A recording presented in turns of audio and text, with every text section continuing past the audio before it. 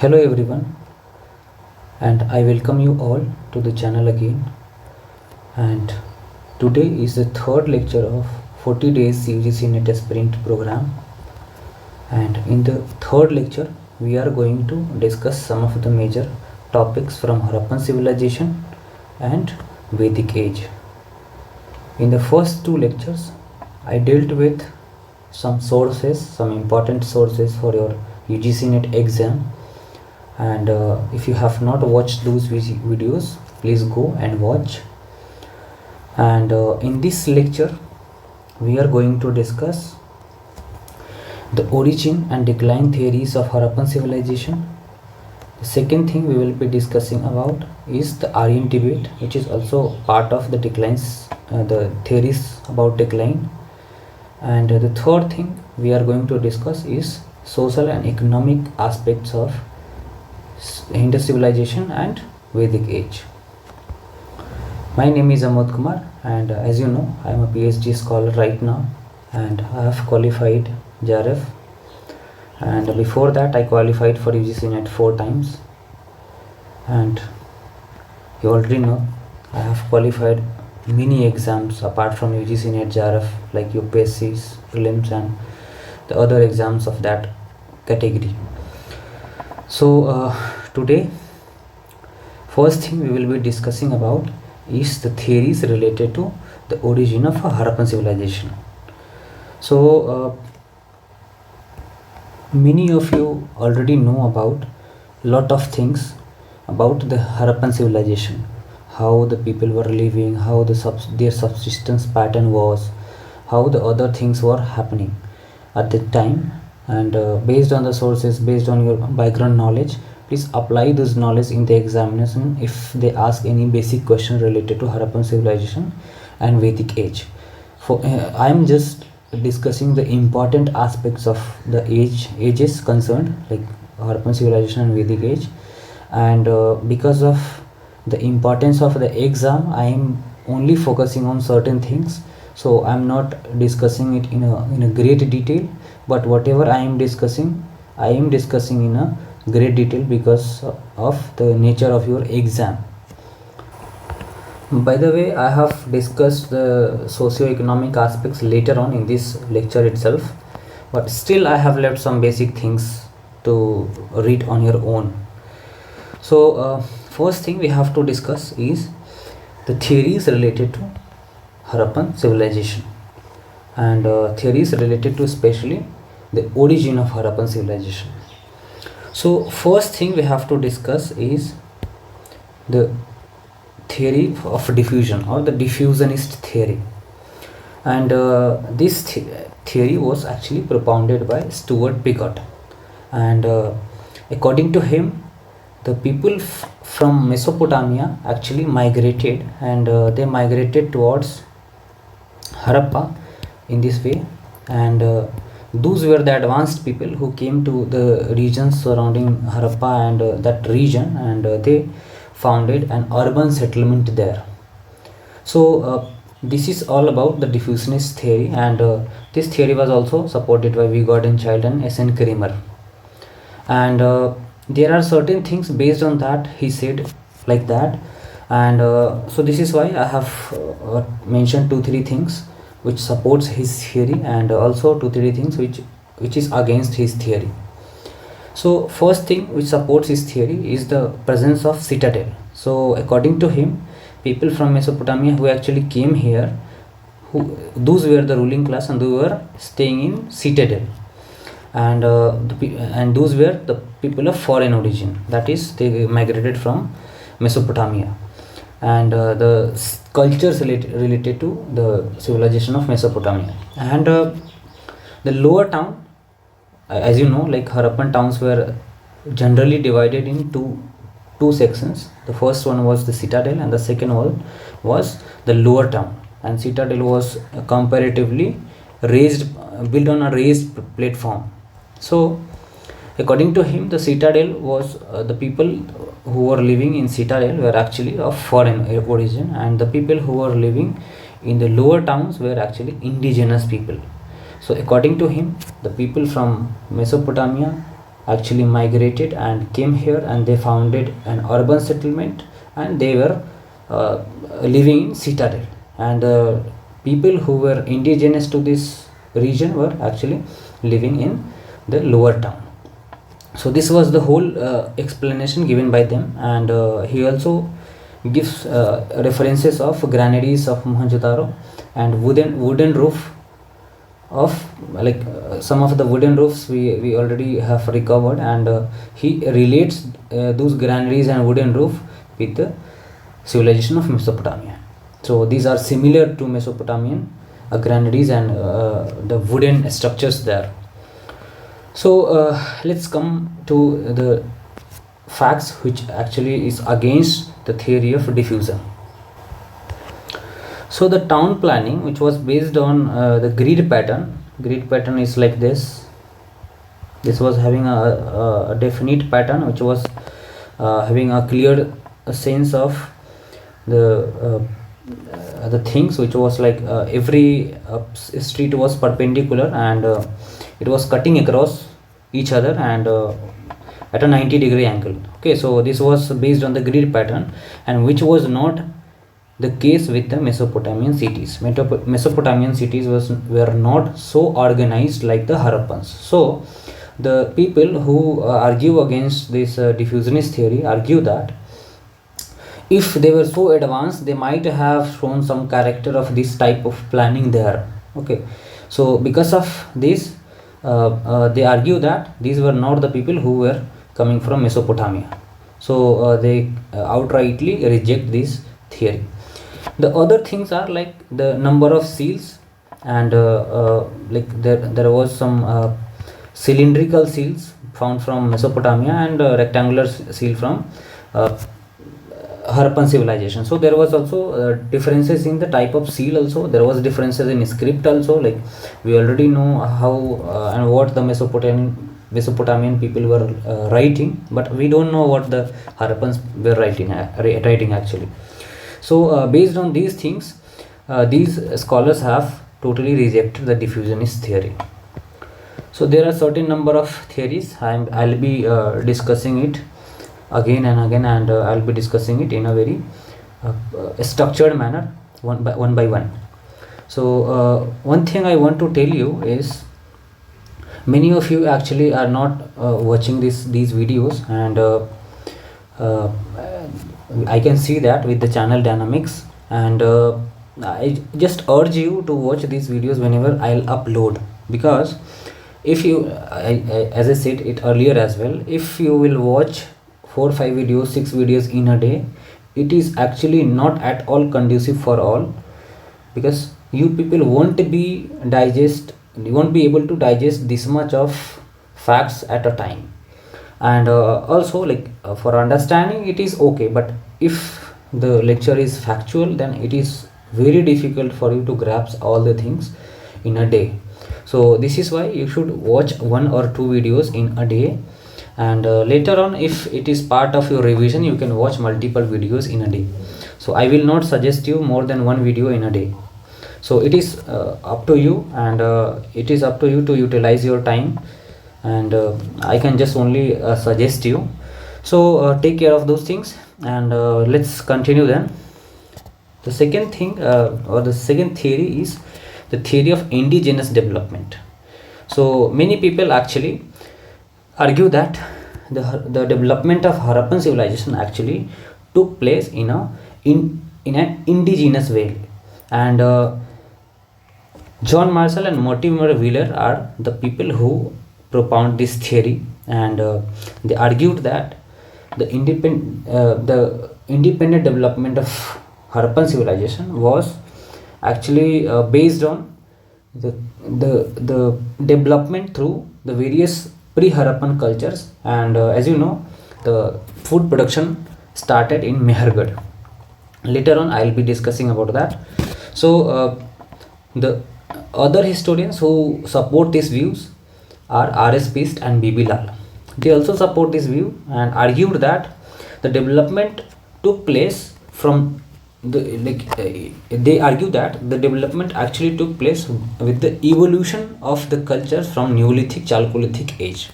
Okay, And in this evolution, we can see a clear indication of evolution of the wheel turn pottery and other aspects.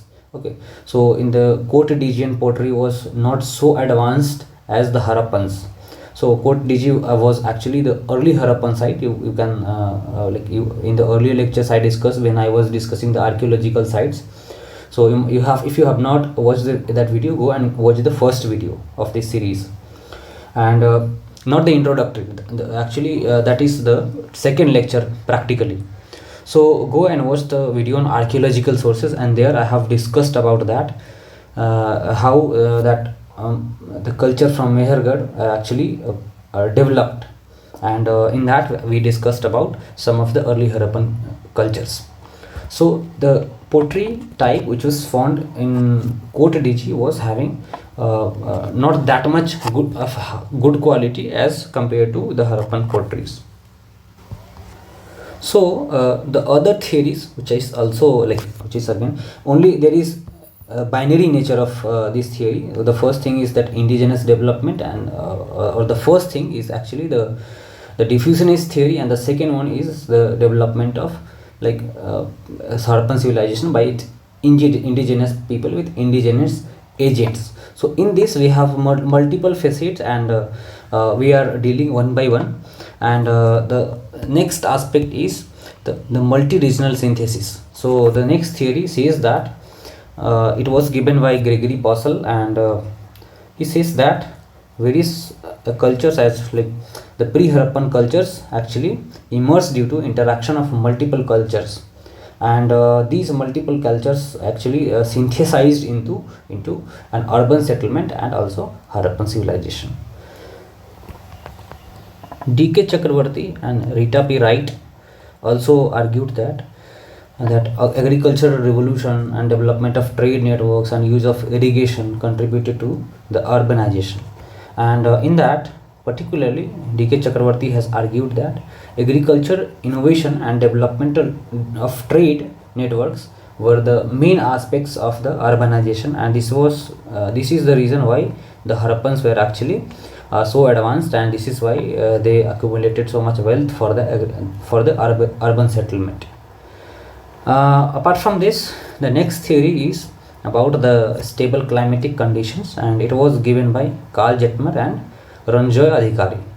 So according to them, when let's understand this in a holistic manner. Okay, so when we talk about the changes in environmental conditions, so around 10,000 BCE, it was I think 12,700 before present.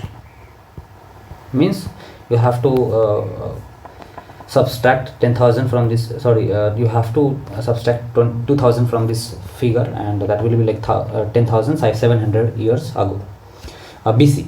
So in that phase, you already know that there is a phase called Holocene epoch. Before that, the preceding age was called the Pleistocene epoch, and in the Pleistocene epoch, the whole of the earth was actually covered by thick ice sheets, and those times were actually dominated by the African elephants and the mammoth and large animals, and also humans were not so much in number in those time. So after this particular age, the warming effect of the earth, and there is some changes in the cycle, and because of that changing cycle, the globe or the earth is continuously warming up. Okay, so this is also why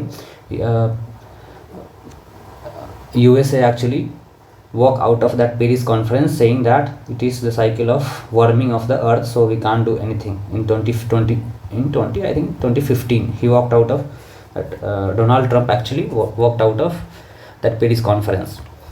So all the things you can relate. This was the phase when the earth actually began to be warmed up, and because of warming there were multiple rivers like this.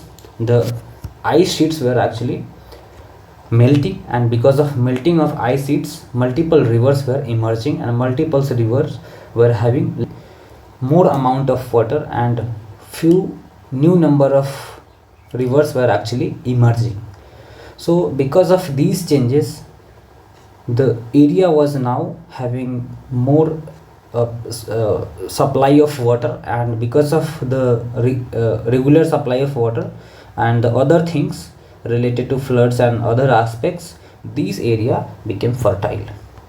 And because of these things, that agricultural practices started, and floodplain and the climatic conditions contributed to of the development of fertile plains in those regions, and also availability of water resources, which led to the development of Harappan civilization later on. Initially it was contributing to the start of food production. So Neolithic people came down from the hilly regions, and they now started to produce agriculture. Next theory was given by Amlanand Ghosh and Vasant Shinde. So according to them, technological advancements in metallurgy and urban planning led to the complexities of the civilization, and because of the development in metallurgy, development in urban planning, they were planning it better, and they were having better technologies to construct the buildings and all. And because of this, the urbanization took place, and because of this, the development of Harappan civilization took place. Nainjot Lahiri actually highlights the complexities of a city life and relates it to the Harappan cities. So according to her, the social structures and institutions of, like, when the institutions developed, which was having urban in nature, actually supported the urbanization later on. So according to her, the social complexities and institutional development led to the urbanization. Now let's come back to our second discussion, which is about the theories of decline.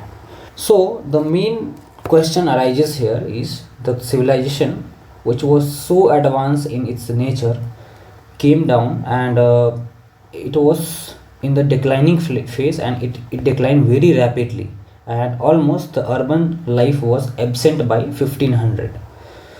So historians have given multiple explanations for this as well, and the first explanation is about the climate change, and the theory of climate change was given by Harold Hargreaves and Shirin Ratnambar. And they argued that in the later phase there was a reduced rainfall, and which led to the drought like situation, and because of that changes, the agriculture was not so conducive, and because of that the city life disappeared later on. And this theory is also supported by the analysis, the pollen analysis by Gurdeep Singh in the region. And second thing is about the tectonic activity by Robert Rykes and Levi Geisen. So they argued that the tectonic activities lead to the change in river course.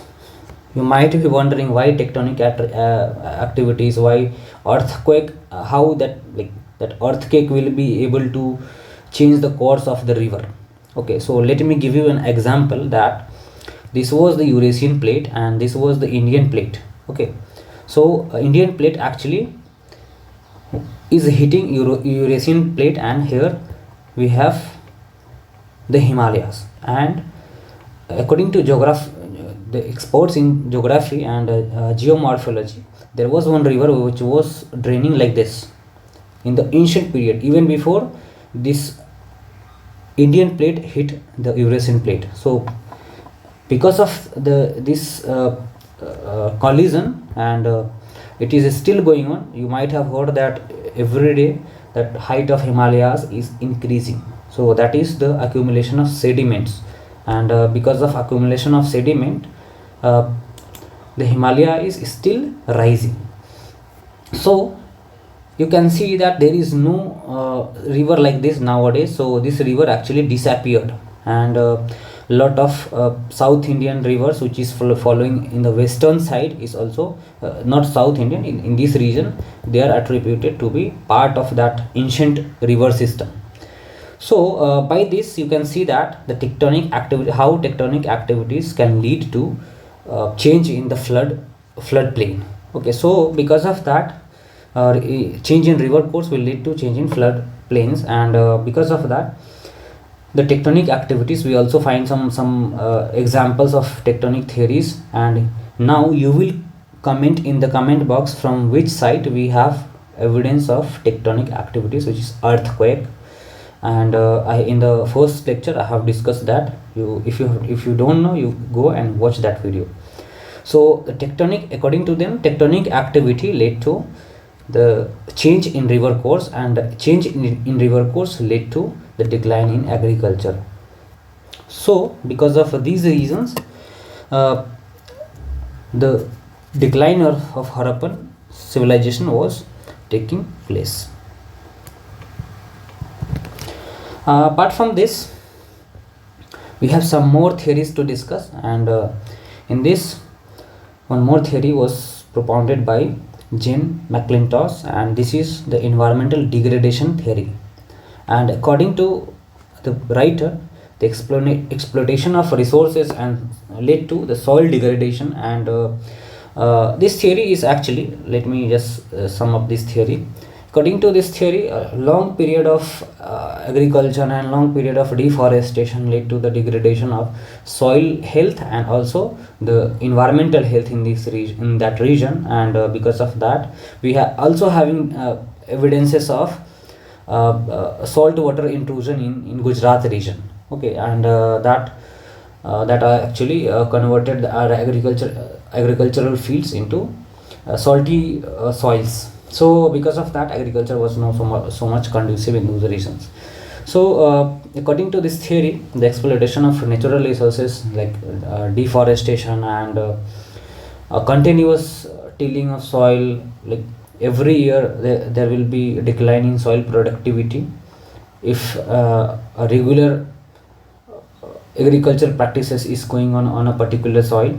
So because of this, there was a decline in production and decline in surplus production actually, and this led to the shift of the urban life into rural life. And now the Indus people actually shifted towards Gangetic plains. This was the time in the early part of the Vedic civilization or the Vedic culture, and later part of the Harappan civilization, when the people migrated from Indus plains to the Gangetic plains.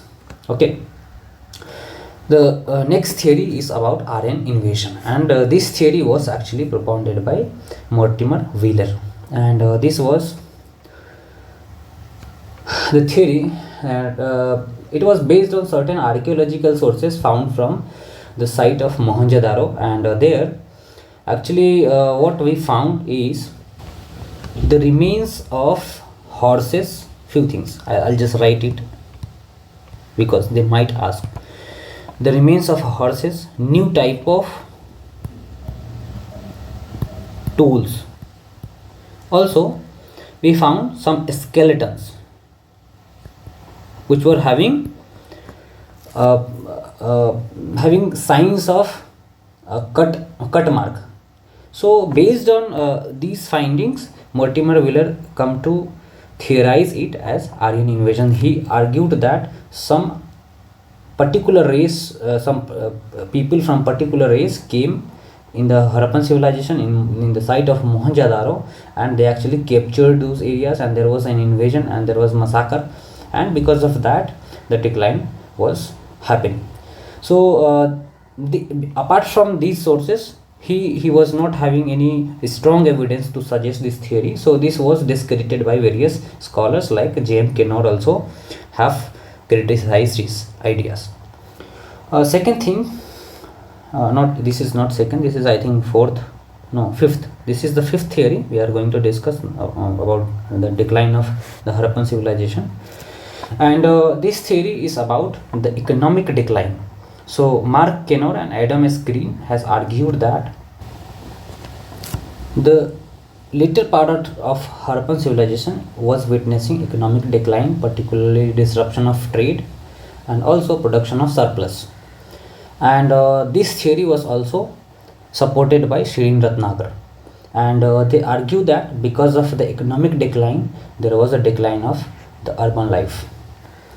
Next theory is by S.P. Gupta, and S.P. Gupta has argued about the hydrological changes, and because of the I already discussed that there was change in hydrological graph of that region, and because of the changes in hydrography, migration was taking place. And S.P. Gupta actually argues that there was only decline of urban life, not the Harappan people. So Harappan people actually migrated towards the Gangetic plains, and we see a clear indication of their tool type, their pottery in the early Vedic age culture remains on the archaeological sources from the early Vedic sites. So with this, we have just dealt with the origin and decline theories of Harappan civilization. There are a lot of things to read in these theories, but I have just summarized the theories for your exam purpose. So it is not the end. There are a lot of people who are still writing on that, and there are a lot of researches in recent time. So you can maybe you can just go and find some papers if you are interested in working or in your PhD, or you are thinking of writing any paper on that. You can go and you can search the journals, search the articles, search the readings in online portals and various online sites. So because of the complexities of that problem, I have just summarized the major things. So this is not the end, as I already have I have already told you that this is not the end. This is just the beginning. So I'm just giving you the path to which you can proceed further. So the next thing we have to discuss is the Aryan debate and the invasion. In the Aryan debate, we have 4-5 things to discuss. The invasion theory, we already done with this, and the second thing we have to discuss is migration theory, and the third thing we have to discuss is out of India theories. In the migration theory, the historians argue that actually the Aryans actually migrated from Central Asia, and out of India theory, historians argue that no, Aryans were actually indigenous in nature. Some cultural transformation hypothesis has already been given, and some of the genetic evidences in the recent studies I'll also quote those, and what we found I'll just make a good account of that as well. So let's proceed then.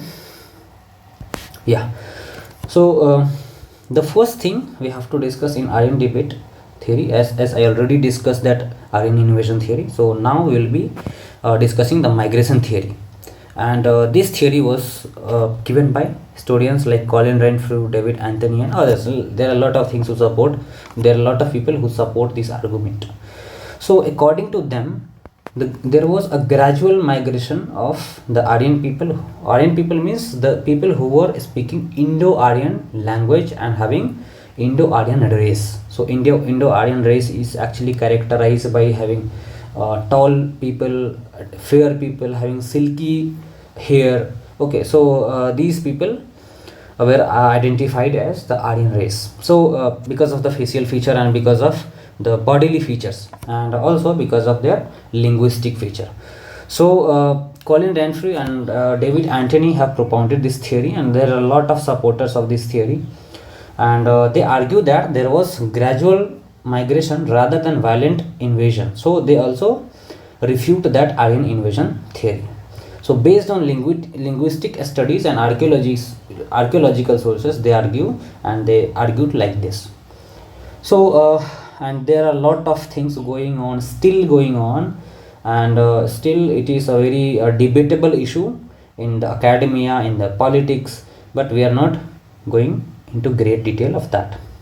You just need to know the theories and some of the scholars related to that theory, so that if they will ask in the exam, you will be able to match the column A with column B. Okay, so this is the main purpose. We are not going into great detail of any debate. I will be just summarizing those debates. So the second thing we have to discuss is out of India theory, and B.B. Lal and Srikant Talagadi are the people who argue that the Aryans were not coming from outside. They were actually indigenous people, and according to them, these were the indigenous people, and from there only Indo-European languages actually spread from India. So because of the Aryans only, according to them, Aryan actually went from India, it was not the case that they came from outside. According to B.B. Lal and Srikant Talagadi, Aryans were from India itself, and because of their migration to Europe and other parts of the world, that Indo-European languages actually flourished. Okay, and they also cite some examples from linguistic similarities, some of the linguistic similarities and cultural linkages, as well as the archaeological evidences. Next thing we have to discuss is that debate around the cultural transformation, and this was given by Jim J. Schaffer, B.K. Thapar, and others. So according to them, the internal cultural transformation from Harappan civilization to Vedic age was without any outside influence, and it was actually a continuity rather than decline. So according to them, it was not a decline, rather than it was just a migration, and the people from Harappa actually migrated towards the Gangetic plain, and in the Gangetic plain, those were the same people who are living in Harappa, and this is why there is a continuity between the two cultures and two civilizational traits, and this is why there was no decline. Okay, so these people argue like that. The third thing we have to discuss, I think this is the fourth thing we have to discuss, is genetic evidence and recent studies. So apart from, like, by just sidelining all the things which I have discussed about the Aryan debate and Aryan theories, this theory is the most important thing, and this theory actually argues that, and like after analyzing multiple genetic evidences and other archaeological sites and lot of things, these scholars like David Reed and Neeraj Rai argue that there was a complex ancestry for South Indians derived from both Aryan race and indigenous race, and that was also almost equally it was almost similar, and like, let's say for example, in a human race, almost 99.9% genes are similar. Okay, so those 1% genes, those 0.1% genes are the ones which we are analyzing. So every human is having the similarity of 99.9% genes, and this is why it is very complex to argue, and it is very complex to assess, and it is very complex to research on that thing, and this research actually suggests that there is almost 50% similarities between the Aryan race and the indigenous race, and this is why this theory actually discards, and this theory actually totally rejects the Aryan invasion theory, and that according to them actually there was a migration rather than any violent invasion. So because of these things, we come to the conclusion that there was not a significant violent invasion, but it was rather various bands of migration, and because of the migration, because of the intermixing of races, depending on that marriage alliances, nowadays we are having almost similar gene profile in almost all the South Asian people. So let's continue then. The next thing, as I said, we have to discuss about the economy, and in the heading I just put economy and social history, And now I'll be just analyzing these things you already know. Like I have just, for the sake of discussion only, I have included these things you already know, and some of the things which you should take care of, I'll tell that. Okay, so first thing, you already know that Harappan's people were dependent on agriculture and animal husbandry. Also you know that they were producing wheat, barley, peas, pulses, cotton, etc. And there is evidence of rice. This is the important thing for you. Evidence of rice from Gujarat. And also there are some certain things you need to know about Harappan civilization. Is if they will ask about the boundaries of Harappan civilization in the western civilization, so in the western side, as I already told you in the last lectures, that on the western side we have the site called Suktajan Door. Suktajan Door. So this is the westernmost site in the Makran coast. There is site called Manda in Kashmir, and this is called the northernmost site of Harappan civilization in India.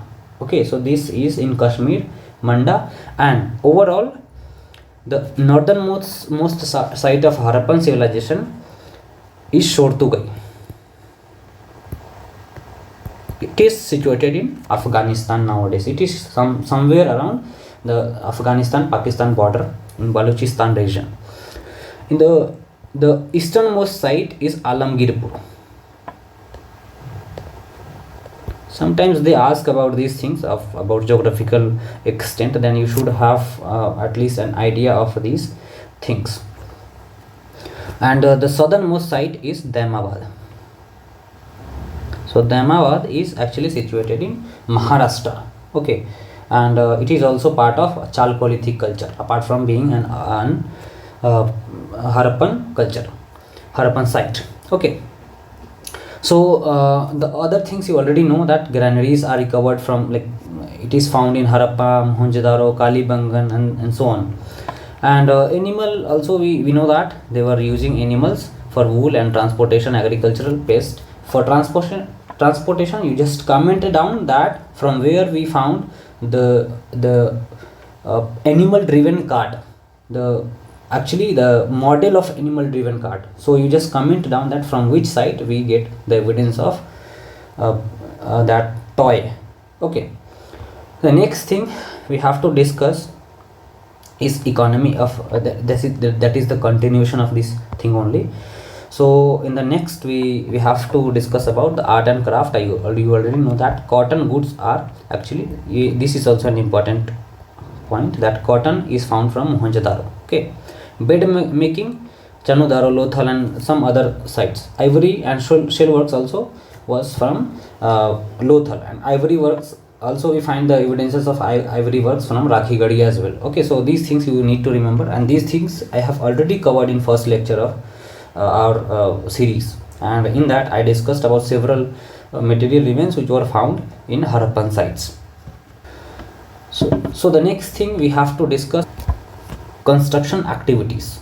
So in the construction activities there was a use of laborers, architects, and administrators, and a lot of public works were taking place in that urbanization process. And this is a very complex thing, and these complex things require established political system, established political structures to facilitate the development. Yeah, so next thing is, like, we found the workers apartment. Already you know that, watch the first lecture, I have mentioned this thing there, granary, great bath, assembly hall, dockyard, these all the things from where these things have been found, we already have mentioned in that first lecture.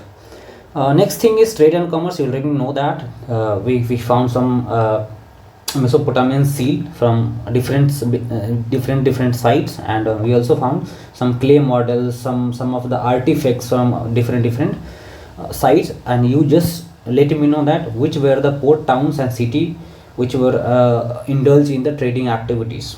Okay, so comment down the sites which were actually indulged in trading activities. So there are 4 or 5 sites which were doing which was actually important for that trade and commerce.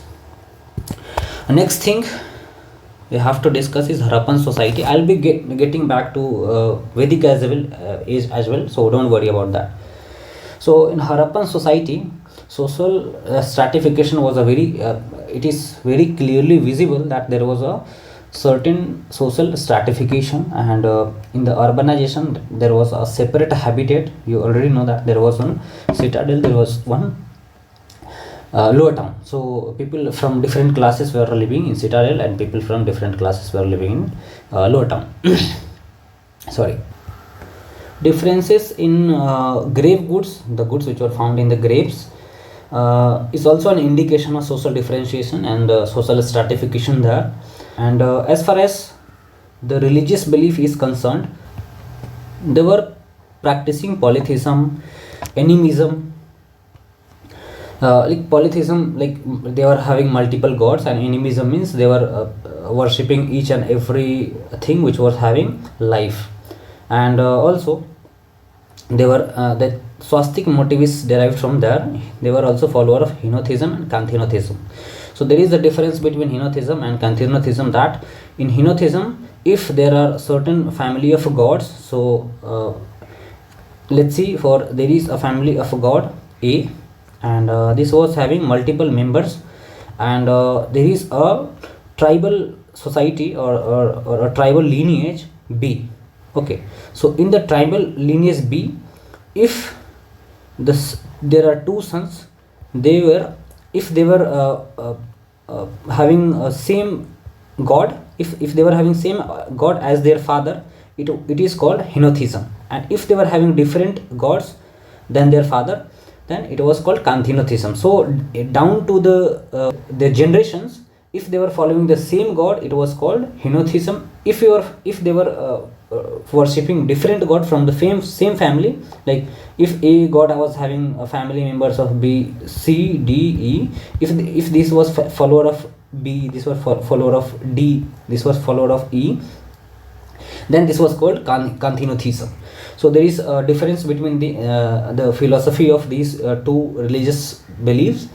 And if maybe they will ask sometime, if you just need to know that.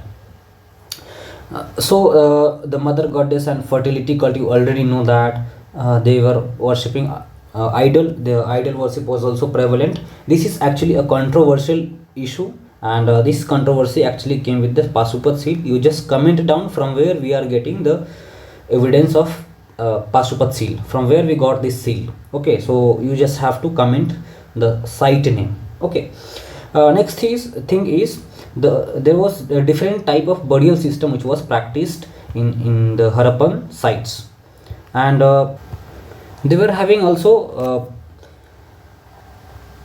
differences in practice of the burial system. So there is a difference in the type of burial system they were practicing, and they were practicing cyst burial, urn burial, and coffin burial. So what is the difference then? So in the cyst burial, they were digging up a pit-like structure here, and they were placing some stone slabs like this, making it in a coffin, like a coffin, and they were just placing it like a coffin, and then just using the soil. And in the urn burial, they were keeping the ashes, which was actually cremated body ash, and it was contained in a jar, and this was actually being cremated. And later on, the coffin burial, you already know that there was a coffin which was made of wood or some other material, and this coffin was actually buried. So this was the main difference. And let's get back to the discussion on society and economy of Vedic age. So I have just summarized these things, and so for your understanding only. So as far as that society is concerned, the society was of the early Vedic phase, which is 1500 to 1000 BCE. The society was postural, tribal, and having less rigid and flexible Varna system. In this phase, the upward mobility of Varna was actually permissible, but in the later Vedic phase, it was not.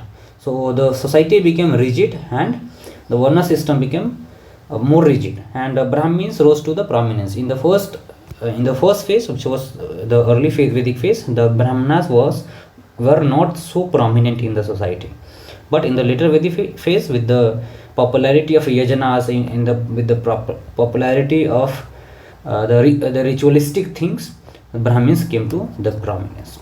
In the early phase, women were not having that much of liberty, but relatively they were enjoying higher position than the later Vedic age.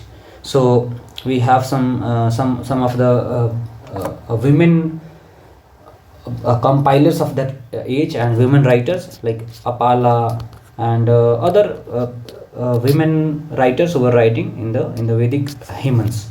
So this is why in the early Vedic phase the education to the women was it was a popular thing, but in the later Vedic phase it was not. As far as the religion is concerned, in the early Vedic phase it was a nature centric religion, and they were worshipping the gods related to nature only, and Indra, Agni, Soma, these things, these gods were actually prominent, and ritual was very simple. So it was not so ornamental, and it was not that much complex. So in the later Vedic phase the complexities were added, and the religion became more ritualistic, and new gods like Vishnu and Rudra came to prominence. So this was a major shift. And as far as the economy is concerned, the early Vedic phase was characterized by cattle rearing, and barter system was prevalent, and tribal nature of polity was prevalent. In the later Vedic phase, the plow was actually used in agriculture, and because of that agriculture the surplus was producing, and because of surplus production there was trade, and because of trade and surplus production there was urbanization, and urbanization led to the state formation. So in the 6th century BC, which is actually the markup point of the later Vedic period, was the phase when 16 Mahajanapadas came to the prominence. So the state formation was a very important thing in later Vedic phase. The main property in the early Vedic phase was cattle. Okay, but as far as that later Vedic phase is concerned, the private ownership in land actually started, and now the agriculture produce was the main property rather than cattle.